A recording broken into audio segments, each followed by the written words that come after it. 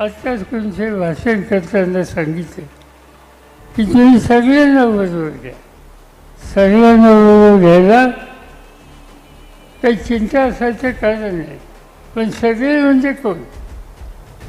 सगळे म्हणजे गांधी, नेहरू, चव्हाण यांचा विचार, फुले शाहू आंबेडकर यांचा विचार, हा जो सगळे म्हणत असेल तसे सगळे मला बांधू आहे.